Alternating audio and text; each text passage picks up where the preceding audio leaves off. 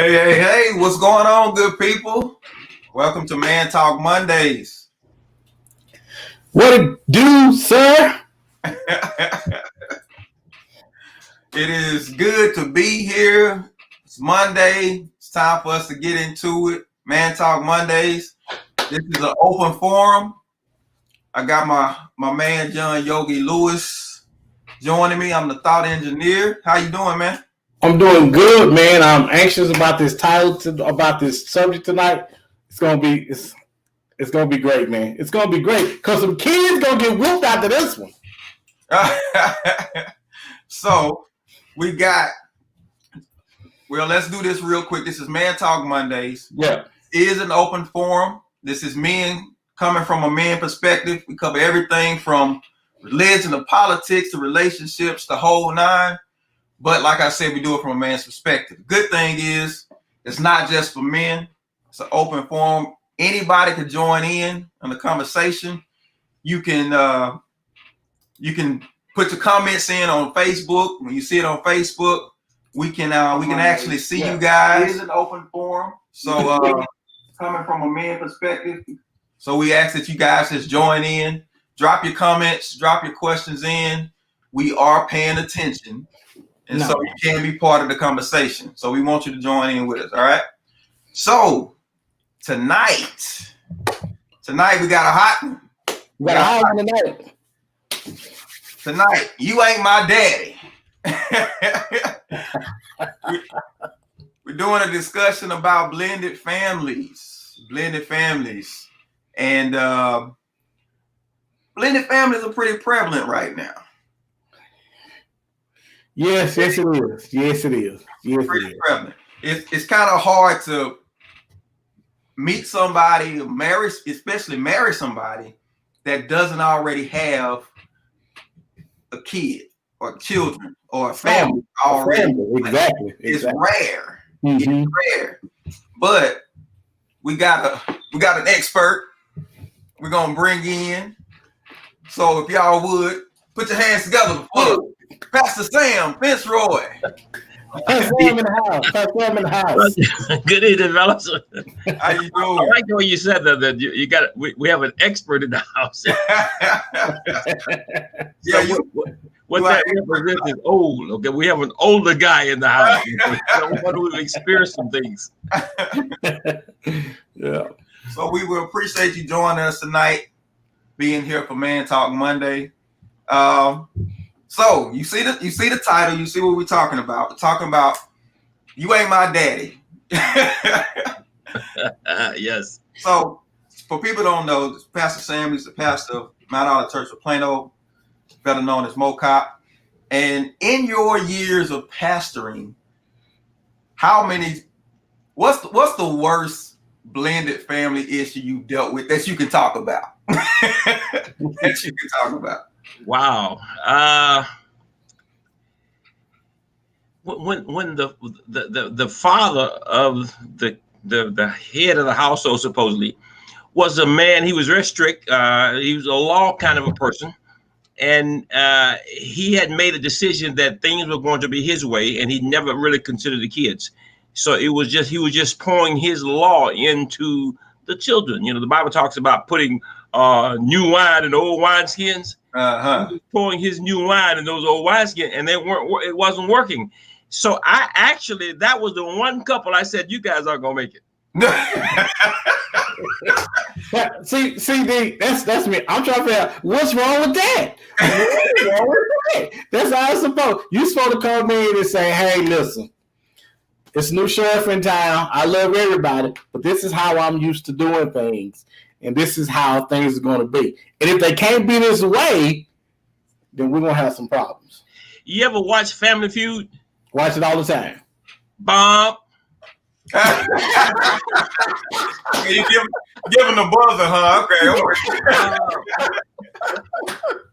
You know, but really, what I'm really curious about though is how blended families tend to think that most problems just kind of work themselves out. Because I believe that a lot of the stuff is not talked about in detail like it's supposed to be. Well, because most people are familiar with the family, mother, father, of both kids. That's what we're used to. So when you become a blended family, you try and raise that family as if you were both biological parents. And that's not true. Well, see, we don't watch the Brady Bunch one time too many. Right. They think that, and TV kind of messes us up because we see Cindy, the youngest one, in curls, and we think all of it is supposed to be just like that. Because if you think about it, on that show, they never dealt with any problems about that about these my kids. You can't tell my kid this. You can't tell, because they treated them like they were parented together. The first thing you said was TV. Yes. Yes. That's TV. Mm-hmm. And too many times we try and look at TV and think that's how things work. That's not real life. That's TV. But that's all we have, though. We don't have people like yourself that we can, for the most part, we don't have references that we can go to and say, hey, and most of the time we don't talk to enough people when we're about to embark upon something like that and say, what do you think? Or how do you think I should do that? Most of the time we suffer in silence. We just kind of go through by ourselves. Agree? Disagree? What do you think? Yeah, because blended family is a thing it's about 50 years old, 50, 60 years old. Prior to that, that wasn't a major issue. I think God had something in mind when he said, get married and stay together. Because people didn't realize there were problems that go along with it. When you marry someone, you're just not marrying the person. You're marrying the children and their in-laws and all those things. And those things will affect your marriage. So, hold on, you brought up a good point. So you say when you marry the in-laws. Oh, yes. So did stepmama or stepdaddy figure into that anywhere? Did you marry them too? Yes. Wow. Not only that, but you're also marrying a set of laws that they're bringing into the marriage that you're not even aware of. So one of the things that when you're marrying someone, you need to have some idea of their background, the way they grew up, the way they've been raising their children, those kind of things. Because again, you just can't implement your rules and laws on your so-called stepsons or stepdaughters because it's not going to work. Okay, so you get ready to counsel a young man and young woman, right? They look love in their eyes when they sit across from you. Oh, I just love him. He just loved me. All this type of stuff. But you know they got kids. Each other got kids, right? So we want to know. This is the question. We want to know, right? So what questions should a person ask their fiance before entering a blended marriage? First of all, what kind of relationship do you have with your ex-spouse? We cool. We're cool.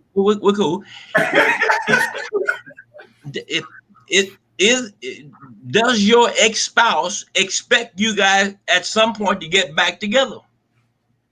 Has he or she moved on? Because what happens is in a blended family is that the step parent, or the one that's left, will be pouring information into the kids, and the kids are taking it over to the next house. Oh. But the whole idea is to break up the marriage so that the husband or the wife can come back home. You know what, Pastor Sam? Let me say this to you. Let me stop you right there. Let me stop you right there. No. See, when they said you was coming out and said an expert, I disregarded you as being an expert. I'm like, whoa, because that is good. That is, wow, that's right on the money. That is right on the money. I'll give you an example. I had a friend of mine that's a pastor. And he wanted to marry this young lady, wonderful young lady, great. I said, you can't do that. He said, why? I said, because her ex will cause you too many problems as a pastor.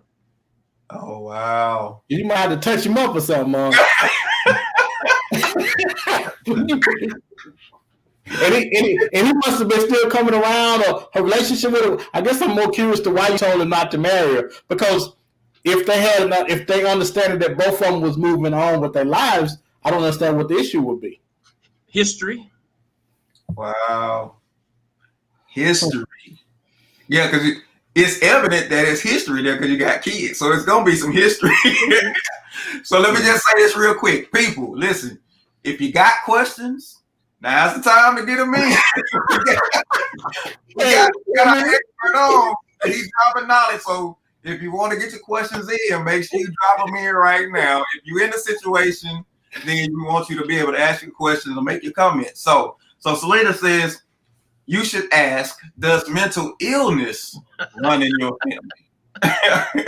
Now, and that is funny, but I guess I want to know how many people are actually truthful. Because let me tell you this: if I'm trying to get you to marry me, I ain't telling you everything. You got to know that I can't tell you everything because I'm scared that you might not be able to deal with all that I'm telling you, and I might not get you to walk down the aisle with me.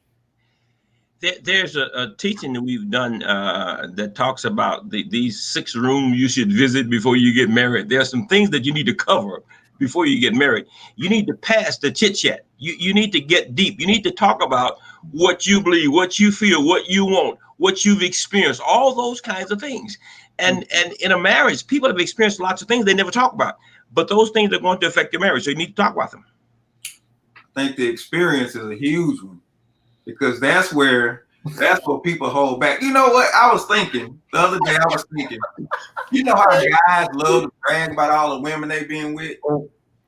They love to, a whole bunch of them. Until they have to tell that person they want to be with, that's the only time they feel ashamed about the number. Mm-hmm. Wait. We don't need to be talking about everything. You don't need to talk about everything. Now, I agree. There are some things we need to talk about, but I don't know how that particular one. Okay, let me say this. I do understand how it's going to affect it because whatever he's done, you want to be careful that he don't bring that into the bedroom, but all your experiences and all that. But I just don't see nothing good about her telling me all of her experiences. And if she'd have had it minutes, I'd have had them. No, I don't see. Help me understand how that could work. I don't see. Selena said soul ties. In Genesis 2:24, it says that Adam and Eve were naked and they were not ashamed. They had no secrets. They didn't hold things back. They were able to see everything. So one of the things is in a relationship, that's why it's good to marry young. And what if God had took another rib and created Juanita while he was still in it? I wonder how that would have worked out with Juanita sitting over there. How Adam and Eve would have got along then, But Big Yogi, one of the things that even though people don't talk about their past will eventually come out. Oh, yes, I agree. They may not identify what it is, but it shows up in problems.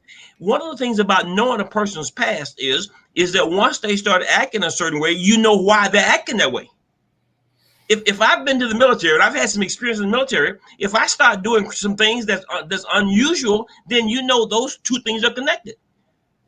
But if I never knew your past, then I just assume there's something wrong with you, and I don't have any way of trying to work out how to fix it.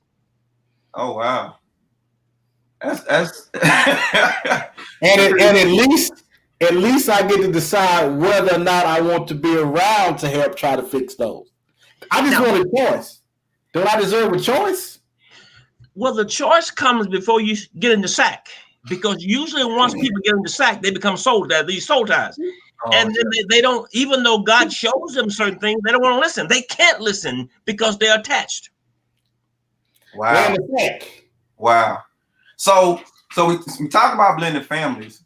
Now, if a person has a child with somebody, you already know that there's some ties there. At least the child is that commonality. But how do you even determine whether the ties go beyond the child? Repeat that again.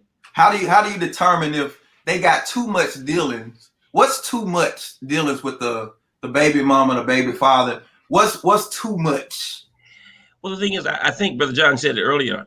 Once you've experienced something, then you have to make a decision. Is this something I want to deal with? Because it's going to be a problem. Anytime you deal with blended families, there are going to be frictions that occur. Things are going to happen. So you need to go in with the understanding that we're going to have problems. Now, I hear people talk about marrying out of your race, Chris. I don't buy that one. I don't say that. But there are problems that people are going to have, and blended family is one of them. So you have to decide. Go ahead. You decide up front before you become so-called soul ties, connect your Siamese twins where you really can't get apart, and you just put up with it and die. Never heard them call Siamese twins before. Go ahead. But Pastor, every marriage is going to have problems. Sure. And I think the misconception sometimes we think is love will conquer all. I love him so. I love her so. I just love her so. And we take for granted that it'll just work out. And from my 2 or 3 years of experience, I have learned don't nothing just work itself out. No. You have to bring everything to the front so we can talk about it.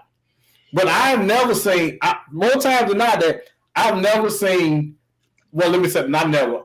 Most of the times when a woman has a small child and a man comes in, it is always, not sometimes, always an issue with whether or not that guy can spank that kid.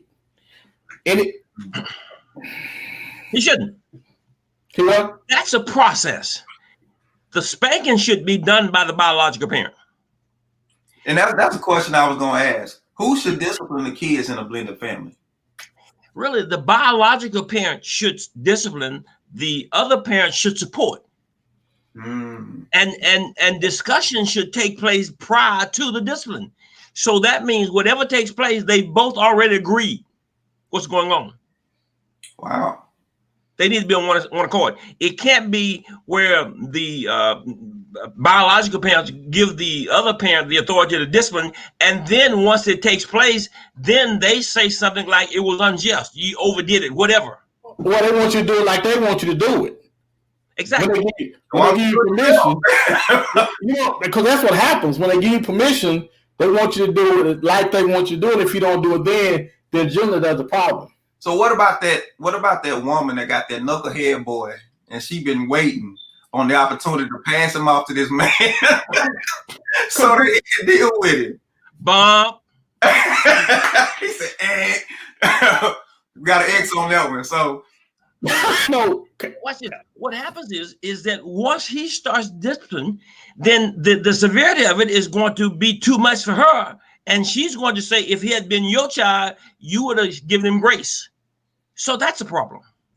Oh, wow. So you can't win, though. How can I win? Now, if I throw you off the balcony, you mad at me. If I tap him on the back of his head, you mad at me. How can I win? Because both of us should want the same thing, and that's to raise a young man that we both can be proud of. But if you don't allow me to stand on the top rope and come down on his head, he's not going to do that. So what about their resistance that the child puts up, though? There has to be a learning curve. There has to be lots of talking. That means that the person who's not a biological parent has to win that person over time. It's a process. And it's going to have to be done through talking, through love. You have to prove to that child that you love that child and you want the best for them, but it can't be done by law. So in your best words, tell us, how does love even sustain you through all of that craziness? It's not love, it's commitment. Because see that love, I did the message about how do you spell love, the L, what it stands for. And people get married and so-called fall in love, they fall in lust. But that lust eventually wears off because the problem just overwhelms lust. And so it's commitment. So you commit yourself to, I married this woman. She has a knucklehead son. You don't call him that, but I have to do whatever I have to do. There's not lots of books out there that tell you what to do. And so now you've got to do a lot of it by trial and error. And it starts with just love. You just have to love and patience.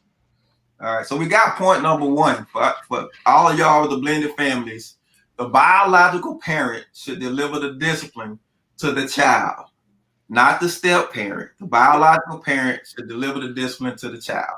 All right. So that's number one. Y'all take notes. All right. Okay, wait. Can it wait. All right. Even if it's a boy, listen, that I understand, I get it, and I really do. I'm trying. I'm trying to agree. I want to agree with you, but like Derek said earlier, boys can be a handful. And sometimes it's not enough to have a male presence. They have to have a fear of a man. You know, I mean, am I talking crazy? Does that make sense? No. I want to agree with you. Okay. So say it's a boy, but the dad is in the picture. Yes. One of the things that when a kid gets to be 14, 15, 16 years old, if you got a problem, then the belt is not going to work very well. No. Okay. So if he gets to that point, or she gets to that point, then now it's time to say, listen, if you don't listen to us, this is what's going to happen. There is a situation where someone will cause to cause you to submit. Mm-hmm. So now you're reasoning with him or her. If he or she says, I'm grown, I can get out of my house, you probably need to prepare a budget for them. Okay, when you get out on your own, you need toilet paper and toothpaste, and you need all of this, you need all of this. So now that job that you work for it's not going to sustain you. And Jimmy Lee's mom is not going to let you stay there but a week.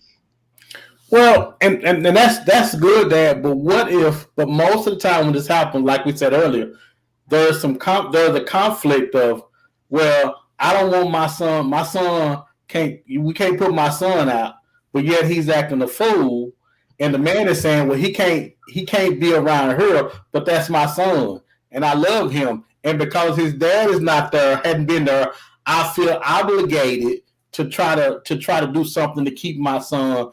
To give him more chances. Go ahead.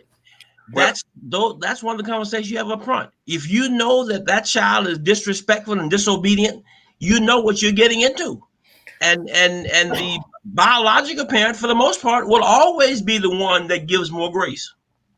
But Dad, don't nobody. If you ask everybody to a man, anybody gonna say my kid disrespectful and unruly and need the black beat off of him? Anybody gonna say that? You just watch them, bro, John. Just hang around long enough, you'll see it. Yeah, it's true. You will see it if they won't have to tell you, and you will see. You're right. You'll see it. If you're looking, you will see it. So Selena says the man can still have influence on the boy regarding his behavior or actions without physically disciplining him. So what if you get that man who's, he's not even trying to discipline the kid, but he's just trying to remind him, these are the rules of the house.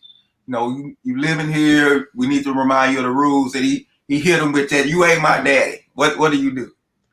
The thing is, do you realize how much influence coaches have on kids? Oh, absolutely. And they don't beat them. They reason with them. Well, one of mine had took a football and hit me in my head a couple of times, but that's beside the point. But go ahead, Pastor. Put him in the backyard, make him run some 40s. What do you want to do? You want to help point people towards a goal, towards purpose. Mm.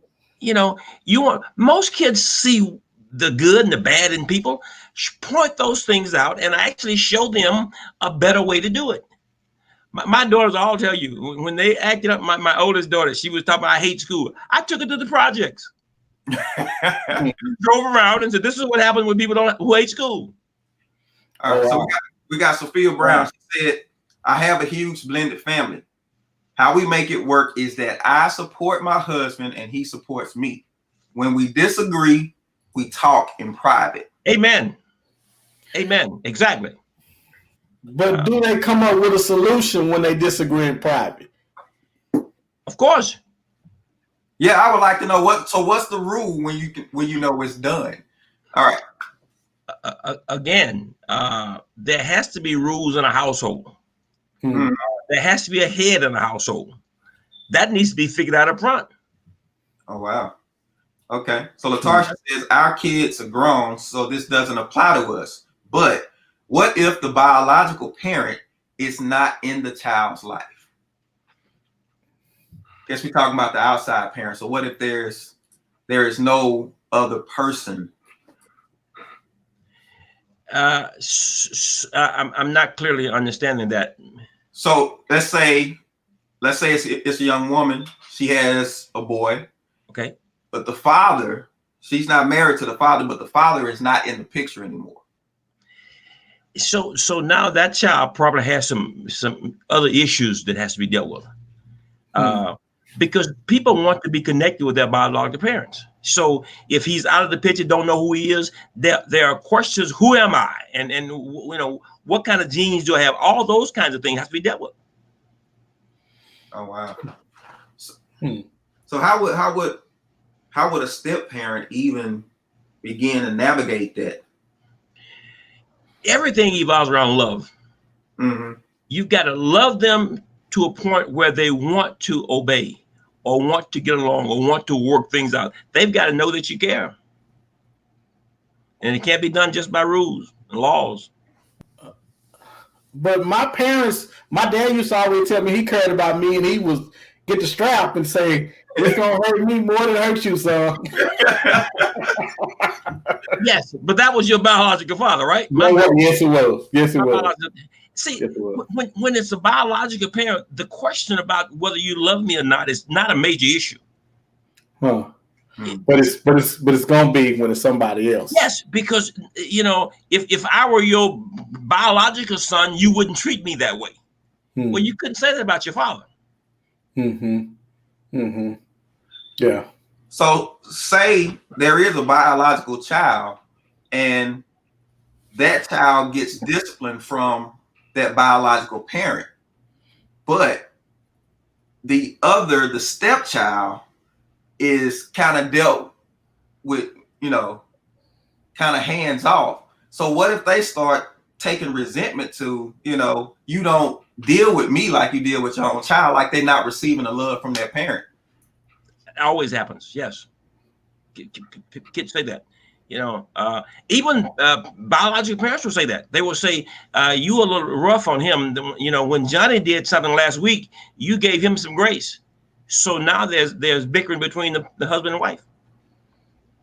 All right. So Sophia said, there have been times when we disagreed, and it was harder for me because I am a mother who wants to save my son.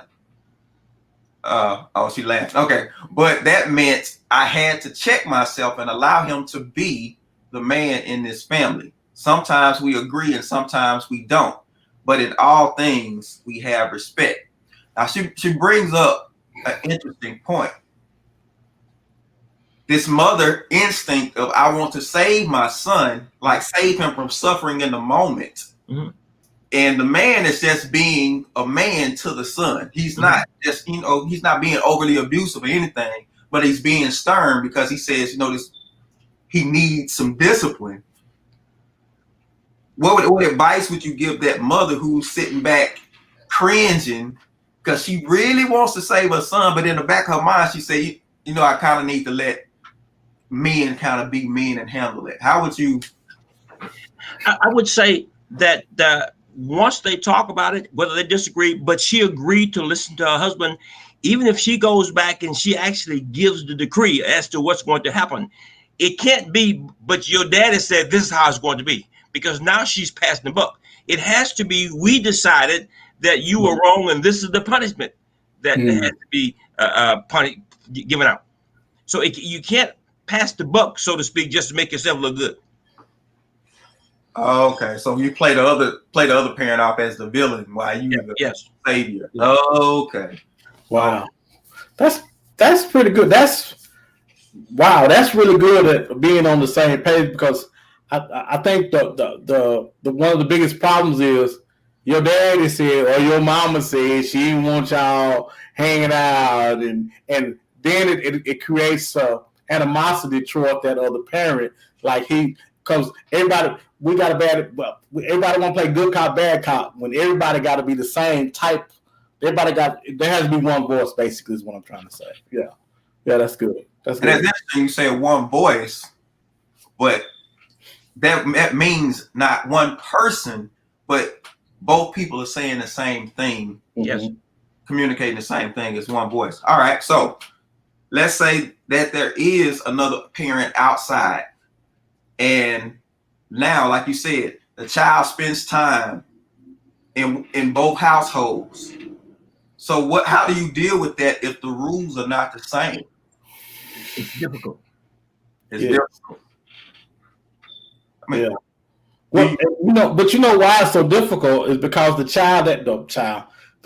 parent that doesn't have the kid all the time, he's trying to make up for not having the kid all the time. So he's letting the kid do everything. He's buying them, taking them. He's doing all the stuff that he probably shouldn't be doing. He's doing everything but parenting that kid. So when the kid comes back home, now the kid is crazy. He's staying up all night. And you can't. There's no control. And now you're trying to reparent that kid on that stepfather and that mother, or vice versa. I think that's one of the toughest things. Go ahead. One of the things, that's why you get this thing about I'll go live with my mama, I'll go live with my dad, because the rules are more flexible. And so the child feel like I have more freedom at this house, but eventually that runs out. The grace will eventually run out at either house. And so the child has to come to the realization that I'm a child and I have parents and I've got to obey somebody. All right, Selena said there has to be a calibration of the rules / discipline between the husband and the wife. Now, is she speaking of the ex-husband or ex-wife, or the husband and wife that's in the home? I would assume she's speaking of the ex and the right. See, the biggest problem with that is if people were able to communicate like that, they probably would have stayed together. Woo! Woo!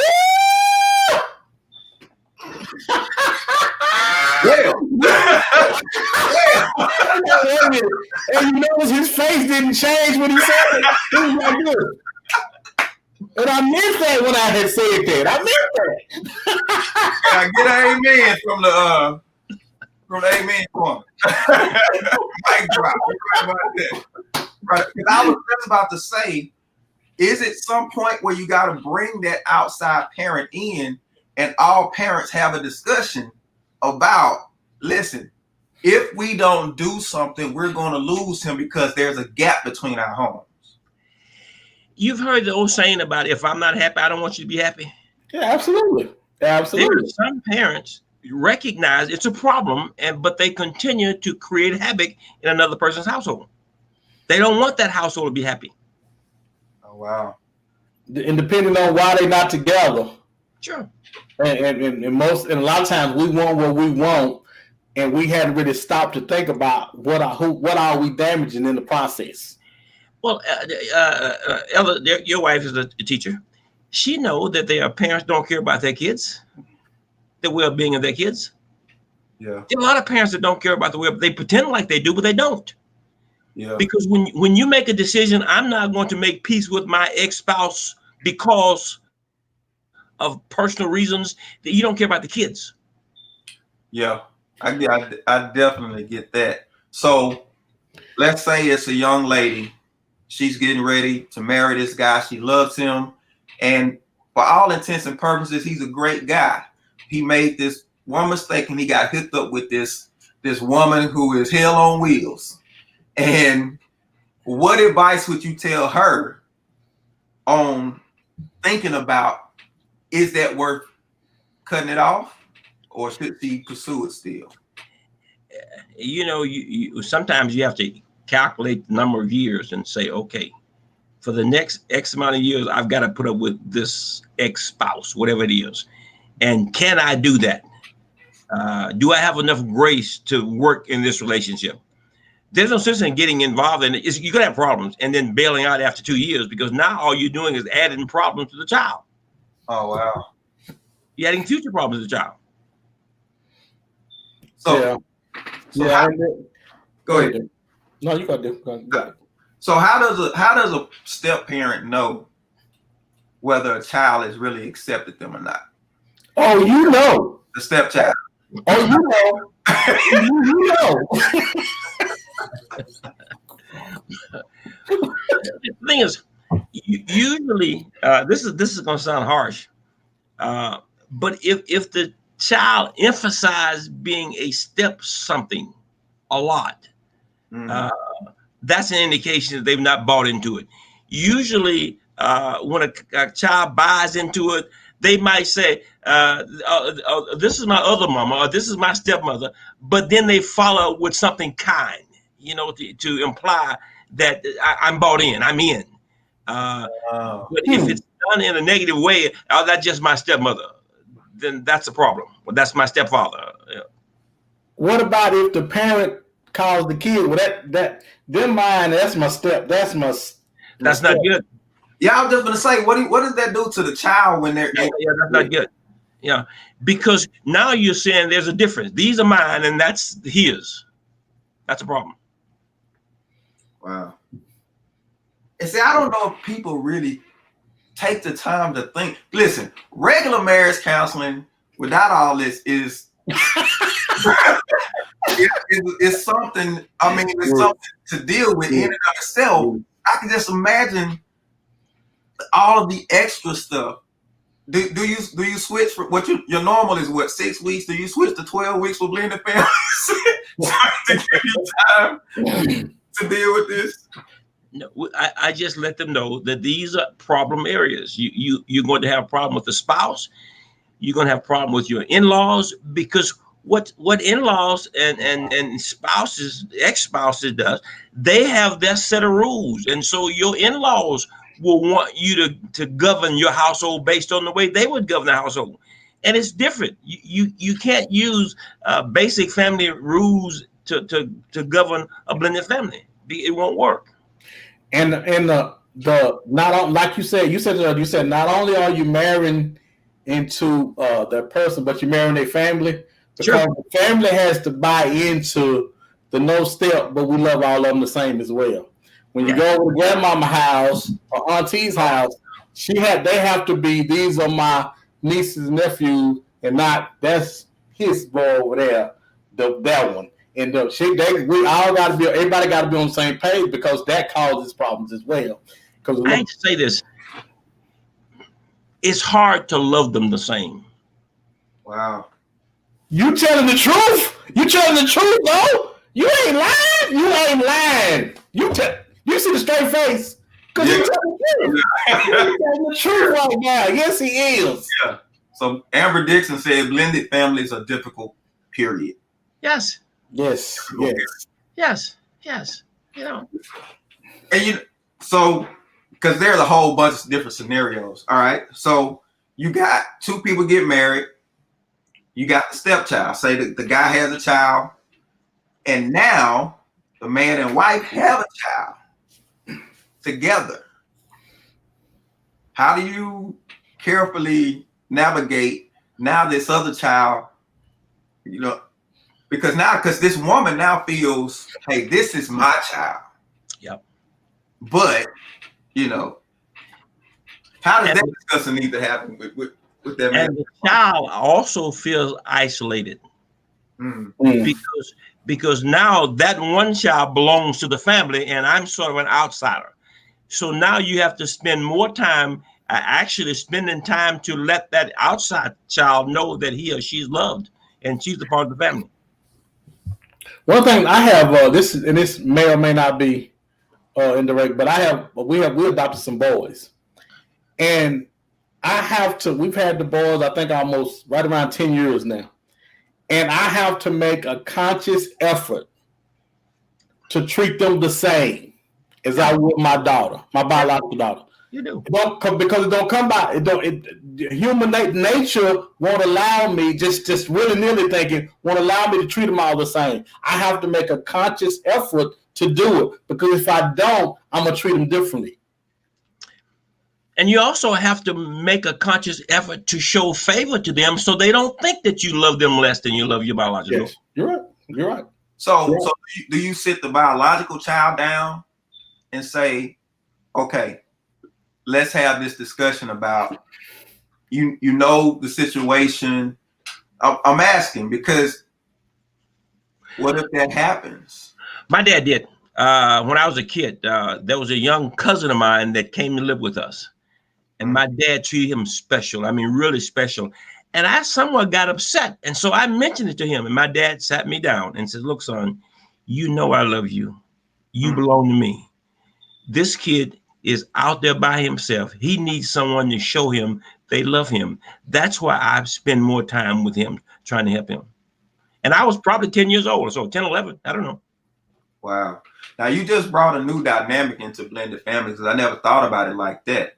What if the man or the woman, they have maybe their sister has a child, their brother has a child, and they're not taking care of them, or they die, or God forbid. But now this child, they have to bring them into their house.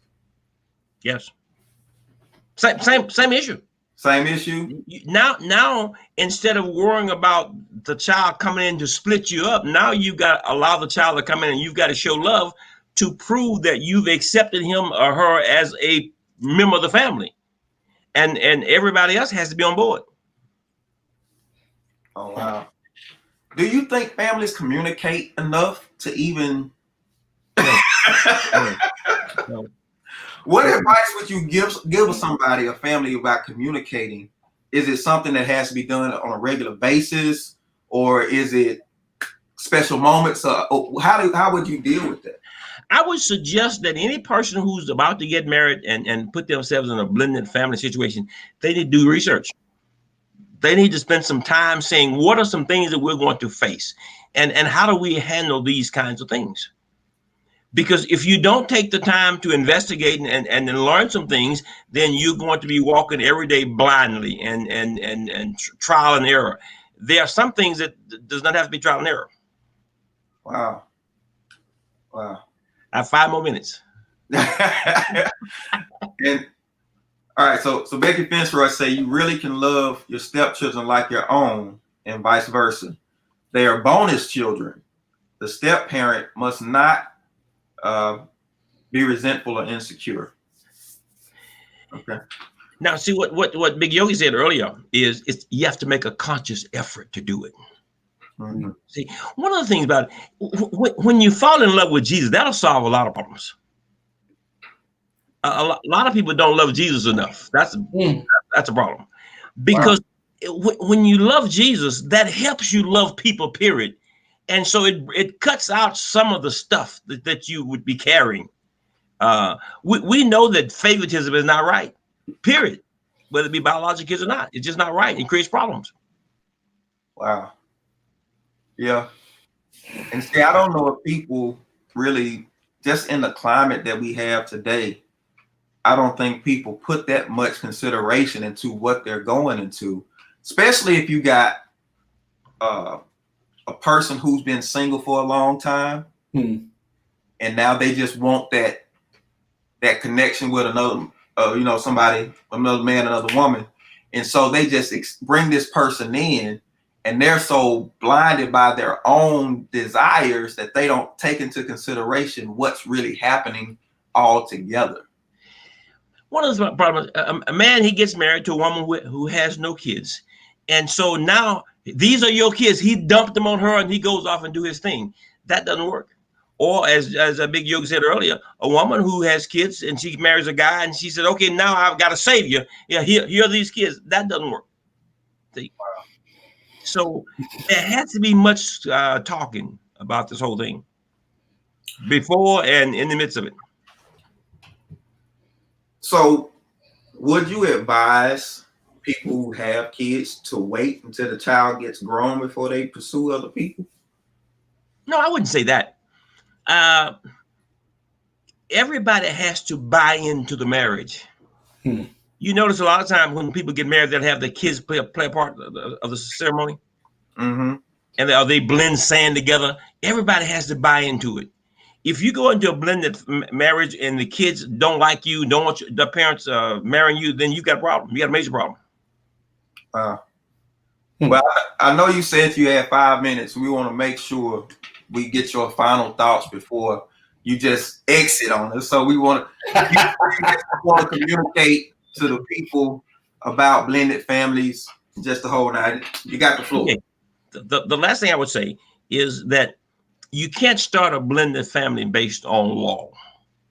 You can't force your way onto the kids, the other kids. That doesn't work. There has to be much grace, much love, and it takes time. It's a process. So if you don't have the time to spend with the children, trying to grow them to a place where they recognize what you're saying is good and not just law, then it's probably not going to work.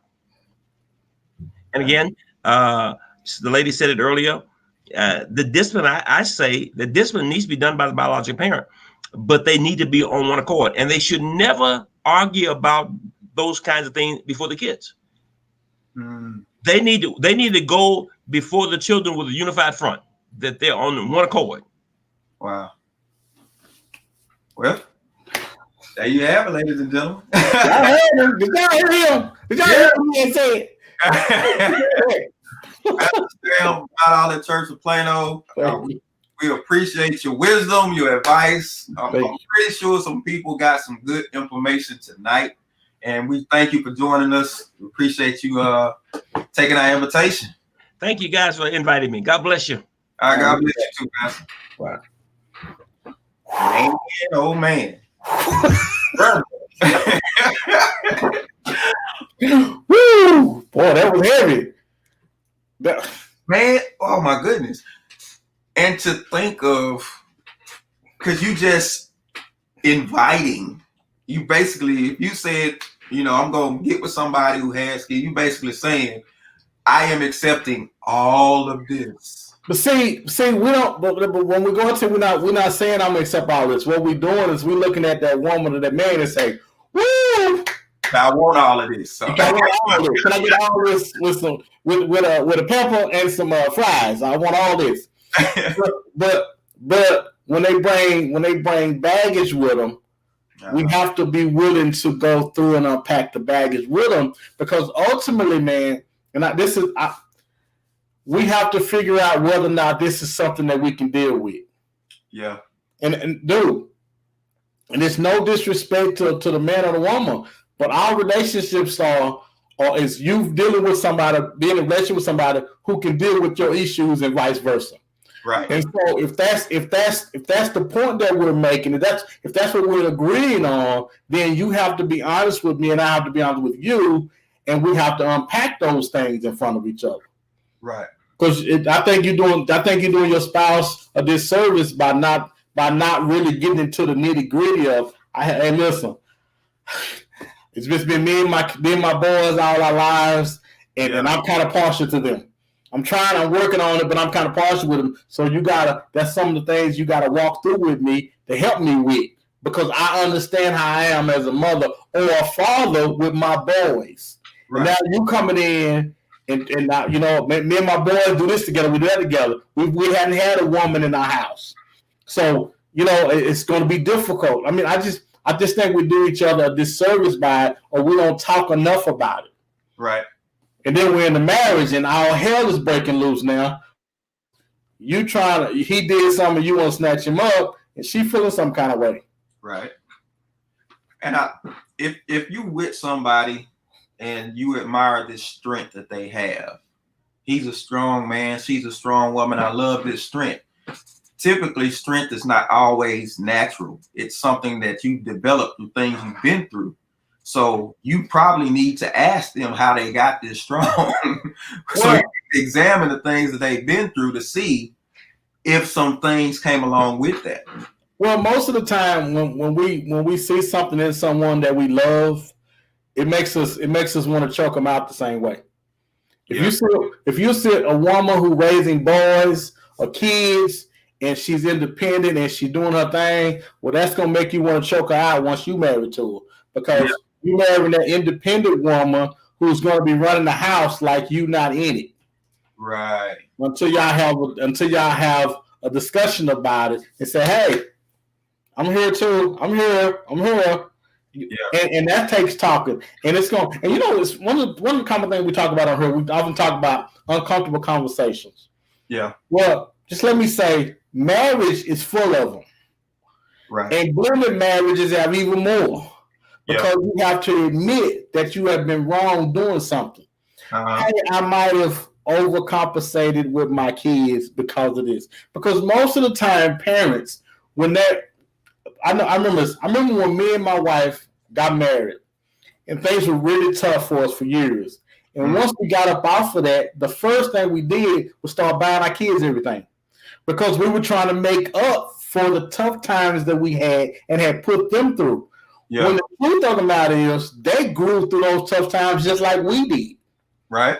You know what I'm saying? And I just think in order to get to a blended family, something had to fail somewhere. And the parents, I think the problem is most of the parents are trying to make up for some of the things that that didn't happen or didn't do, or their daddy not showing up, or the mama do, something. Right. I think ultimately that's the problem. Yeah. Now you mentioned having uncomfortable conversations, because in situations like this, I can imagine conversations getting very uncomfortable. Oh, very much so. So it requires a certain vulnerability that you have to have, and you got to be able to risk it all to say, I'm gonna put this out here to see if this person will still be here.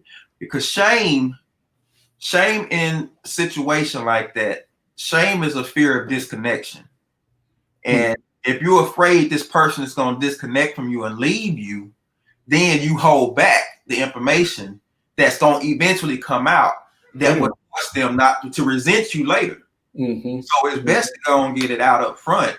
And like you said, have that uncomfortable conversation and just go, put it all out there. But are people as secure in themselves as they need to be in order to have those type of conversations there? And I don't think we are. I think for the most part, I think we get lonely, and we get tired of being lonely, and we withhold some things that we shouldn't, just to make sure that we have somebody. Yeah. And I hope I'm not making it sound cold, but I'm just trying to be as real as I can, because when I say this, I mean this. I work every day to make sure I treat all my kids the same way. You got to understand this. Yeah. I'm on purpose every day. I want to make sure, and I listen, because it don't happen by chance. It don't happen by chance. Don't nothing happen by chance. And I think we're willing to leave too much of this by chance when you can't. Yeah. I think you saying a mouthful, because I think people think love is a feeling, but it's more intention. It's being intentional about decisions. Well, it's intentionally making the right decisions in the face of, Because do I love my kids all? Yeah, I love them all. But now, if I didn't make a conscious effort, would I be guilty sometimes of showing more favoritism to my daughter than I would my mother? Of course I would. Of course I would if I wasn't thinking about it. Yeah. So because I am thinking about it, I make sure that I tell all my kids right now, I don't like none of my kids that's at home with me, because I want all of them gone. So and that's a running joke that I tell all my kids. The only kids I like are the ones that's gone. That's a running joke, but that's what I mean. When she was here with us, I don't like now one of y'all, because all y'all here with me. Yeah. But, and a lot of the problems, from what I have noticed, is the women covering for the kids. The women not wanting to be as hard on the kids they should be. The women like, well, that's my son. Well, listen, you saw strength in me. You thought I was a strong man when you was praying for me. Now that God has given me to you, you don't want a strong man that you have been praying about. Right. Because strong men don't necessarily mean dominant. It's just the way we do things. It's just the way we lead. It's the way we be an example. It's just the way, oh no, son, no, you're going to be respectful. You're going to be this and that. And a lot of times, whoever that other person is, they don't want nobody telling their kids nothing. We're funny about our kids. Let's just be honest. We are funny about our kids. Mm-hmm. With their bad behinds. We are funny about our kids. You can ask any teacher that. So, yeah.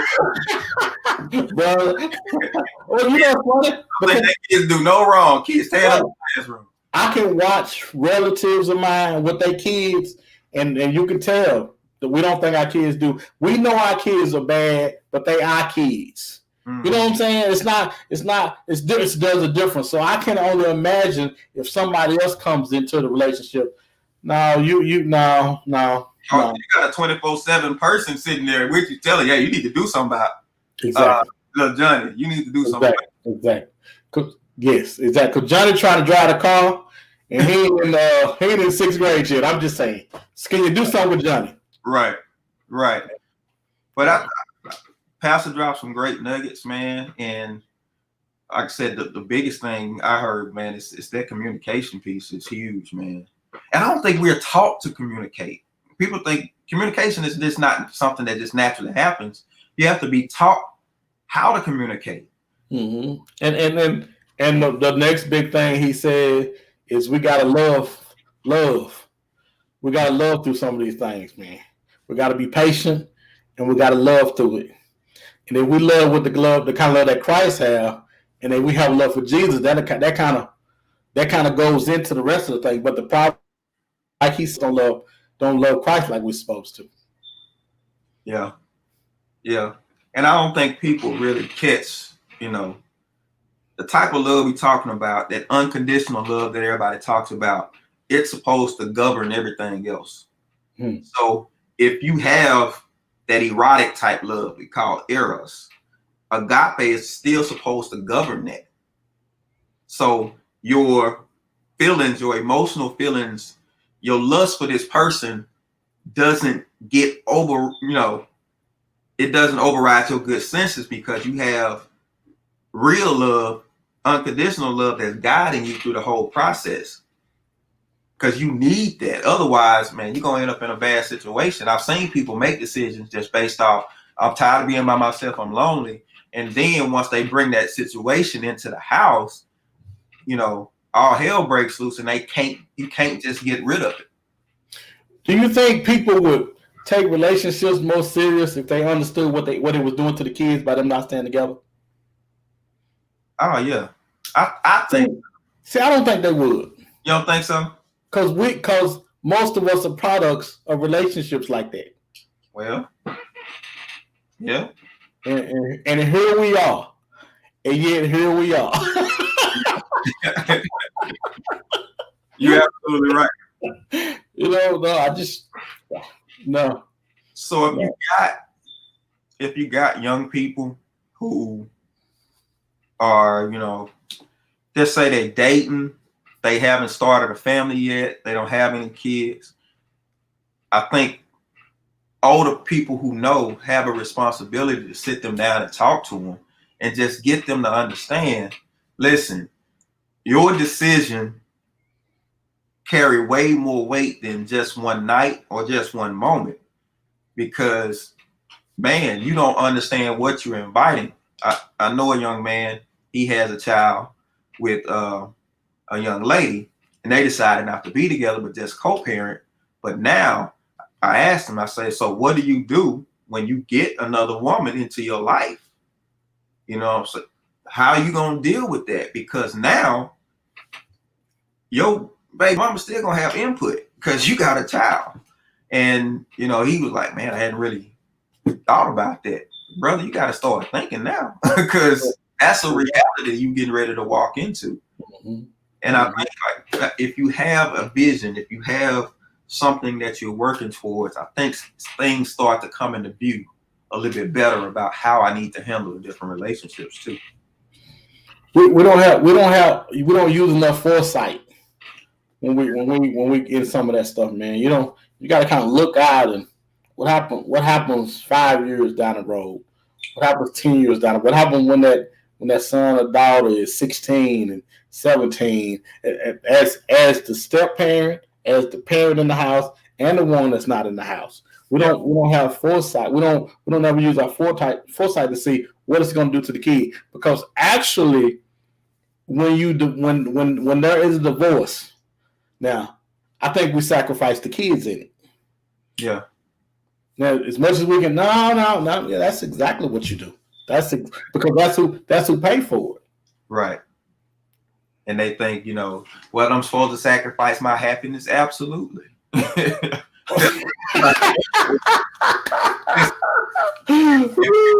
miserable for the next few years so that your kids can have some stability down the road. Make the sacrifice. True love is seen in sacrifice, not sex. That's not the expression. The expression is not hooking up. The expression is, what am I willing to give up for this person? And if you're willing to give up your life for your children, what I mean by your life, what you think you need to see what they need. You give up that thing to do what's best for them. That's love. And most people are waiting to see that type of love, and we need to start showing it. Me and my wife, when we got married, we vowed that through hell and high water, we wasn't going nowhere until the kids were grown. until the kids were out. Because we understood at that point, once we brought them into it, it was no longer about us. Yeah. It's about them. And I think we selfish by nature, and we don't think about that kind of stuff. But again, man, most of us have came through broken relationships. And I remember, well, brother, I remember not having enough food to eat.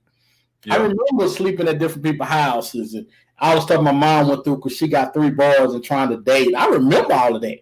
Wow. Because if we know better, then at some point we need to start doing better. We do better. Absolutely. Well, that's been Man Talk Monday. We appreciate everybody joining us. If you catch us later, we thank you for listening in. And we're here every Monday, open forum, ready and willing to talk to you. So we'll catch you next week. Appreciate y'all.